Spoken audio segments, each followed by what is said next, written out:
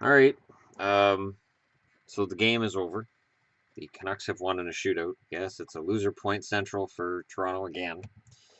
And it was a really good game. I have to admit, I was very impressed with the pace, with the intensity, and with the fact there wasn't a whole lot of fighting. Branson pairs off with Matt Martin, so Leafs fans can stop complaining about Branson. Canucks fans can stop complaining about Matt Martin. It won't happen, but they can, and it's over. Won't see him again until next year. And it's kind of too bad because clearly there's a natural rivalry there. Kadri was toned down a little bit tonight. The boos, of course, every time he touched the puck were deafening. Um, as was the fact that there were pretty much as many Leafs fans in terms of volume as there was Canuck fans tonight.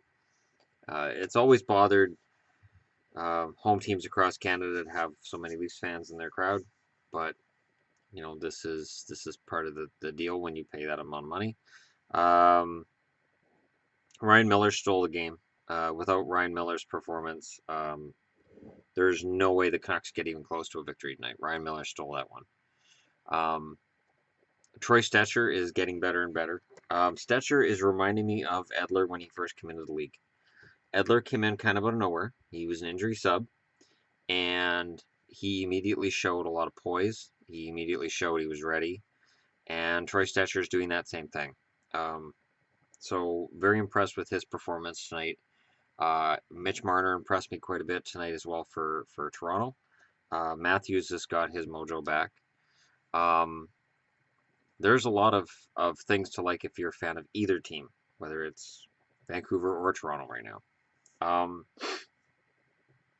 Vancouver is clearly not embracing the tanking thing. See, it's a funny thing because people always say, well, you might as well tank. Here's the thing: the 23 players on that roster don't want to tank. They don't want to lose.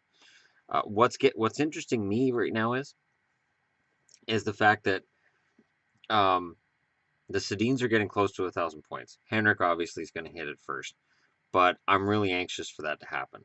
I think that's going to be just amazing and fun to watch when he finally gets his 1,000th point. Also, I would be remiss not to say that Freddie Anderson looked good tonight. Um, what the bejeepers is that? No idea. That startled me so bad. What the hell? That scared me.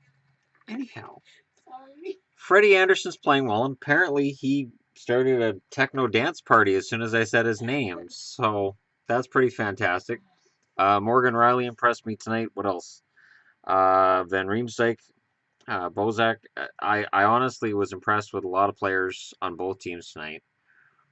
Horvat is really becoming quite a beast. I've been asked the question about how, where I see his ceiling. I see him being what Trevor Linden was when he was younger, and I think he is exactly what the Canucks need. On the hot stove tonight, they mentioned it's not called the hot stove, but they might as well call it that. The hot stove tonight, they mentioned um, Ryan Spooner as a guy who the Bruins might be dangling out there that the Canucks would fit with the Canucks. Yes, and yes. If the Bruins were stupid enough to lose Spooner, and Don Sweeney is stupid, then Jim Benning hopefully smartens up and grabs Ryan Spooner. Spooner would be exactly the kind of forward the Canucks need. He can be thrown onto any position, and he is just fantastic.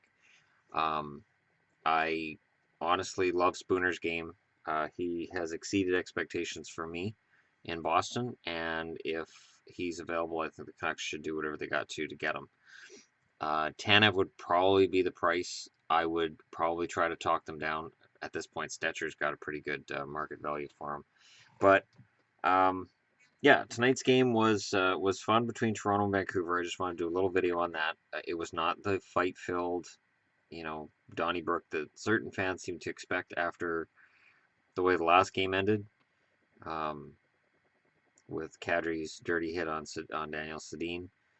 There were no dirty hits that I saw tonight on either side, um, and it was as I said, two coaches who just wanted to win tonight, and the Canucks get it. So, while I still don't see the Canucks making the playoffs, I just don't. I don't see them catching the California teams. Um, they're putting in the effort, and this is the thing for me. I will cheer for a team that makes the effort, and it's there. They still can't score more than 2 goals in a game. I mean, they won 3-2 tonight only because of the shootout. So technically, they only scored 2 goals. Um, it is what it is. But quite the game for them, and full marks to Ryan Miller. And we'll see where it goes from here. Anyways, I just wanted to throw a video up for that tonight. Anybody who's going to ask about the hockey pool, um, the girlfriend and I are going to work on that. We're going to get that done because I just have to come up with the November totals for everybody, and that'll be easy enough. I can just do that on my phone, and we can get it all figured out. I got a cat at my feet. Anyways, thanks for watching. I'm glad I was right. I know there was a lot of people who, after the Kadri hit, said, "Oh, wait for December 3rd. Here comes revenge." And I'm like, "Oh God, I hope not." And I was right. It's not worth it in today's NHL. It's just not worth it. The suspensions that would come out of any kind of retribution, and it's pointless. Kadri's hit was stupid and it was dangerous, and I'm okay with if it would have been a suspension. But I will say this: Kadri knew when it happened, it looked bad, and he knew somebody was going to come in and fight with him, and he didn't seem to have any malice with it. It was just careless. So I will say that I haven't seen Kadri really show a lot of malice in a lot of the hits I've seen that are on the edge. He just seems to have got um, an assignment from Babcock that he is really into right now, and he hasn't quite learned how to fine tune it. But if and when he does, this is a guy who could be one of the best two-way forwards in hockey. He may never score to what his ceiling could have been as a junior, but he could be the best third line center in hockey if he becomes what I think Babcock is trying to mold him in being. So um, I was also going to do something else today, and I never really got around to it because they're kind of crazy today. I was going to watch the Steve Dangle video he was making for the pregame of the Canucks and the Maple Leafs, and I was actually going to do an answer to it after I was done watching it, but I never did watch it, and now there's no point in me answering it because the game's over. Um, just because I thought the title of what he had and what they had on Sportsnet, I thought that seemed really sensationalistic for a game that really honestly is not going to be some big um, brawl. And to whether you believe it's going to be that or not, to have a video with a sensationalistic title is just, I mean, I can do that too. I could do like crazy, weird, insane titles just to get people to click on them. And I mean, if his content was that crazy, then okay. But if not, then you're just making clickbait. Um, anyways, thanks for watching. I will be back to talk about the hockey pool once we get that all up to date. And if you sent in December updates, she has received them, and we're gonna Yeah. get into that. Hmm? I emailed everybody that. She emailed everybody that she got updates from. So check your email, and we will be back with standings updates as soon as possible. It'll either be tonight or tomorrow. Okay. Thanks for watching, and I will talk to y'all again soon. And don't forget, if you are just browsing through, click like and subscribe. Um, I've been wearing a lot of Oilers shirts the last few days because I have a lot of Oilers shirts. I'm not sure how that happens. That's your phone. But right now, this Taylor Hall in white is $20 on. What in the I'm trying to turn my blue phone back hell? on. I can't turn it on right now, apparently. Okay, so $20, approximately maybe 25 for this in white with Taylor Hall and the A on it. On lids.ca.